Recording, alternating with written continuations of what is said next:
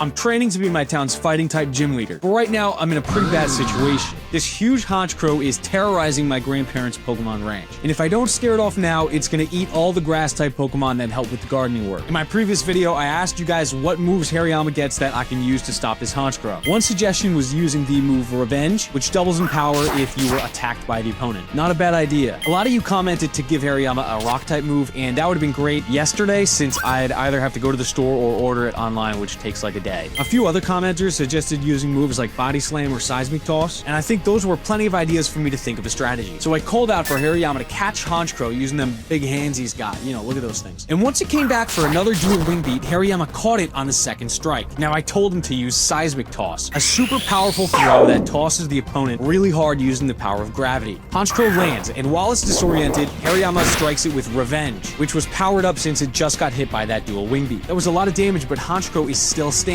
And that's all part of my plan, because watch this. This is where it's gonna get crazy. I threw a Pokeball at Honchkrow, and luckily it stayed in. And you might be asking yourself, why? Aren't you a fighting type guy? If it doesn't have fists, why do you want it? That's because I've been reading your comments, and I knew that I needed Dark type on my team to evolve my Pancham. I'm sure evolving mischievous Pokemon immediately with no training is not a bad idea, trust me. Higher stats, better for me. Funny enough, one of the Pokemon I was picking on was a Shroomish, which we were actually recently looking for. And I know I was looking for a shiny one, but this has got to be a sign from Arceus that Shroomish was meant to be on our team. So I asked Shroomish, hey, you want to come join us on our journey? And he said no, and he fled. So, no Shroomish, guys, whatever. What are you gonna do? Oh, it looks like Riolu's running over to talk to it. And after a little pep talk, I guess Shroomish is in. But now I have 7 Pokemon, which is a bit of a situation. So what I'm gonna do is release Combuskin into the wild. But you know what? Before I did that, I just realized I can just send Pokemon back and forth from my grandparents' ranch. Almost like a PC, except the Pokemon will help them do chores and stuff. That's a win-win. So what I'm gonna do is keep Hariyama back here just until I evolve Pancham. Then I'll release the Honchkrow and put Hariyama back on my team. Does that sound good with you guys? Let's try and get Pancham to evolve, baby. Let's do it.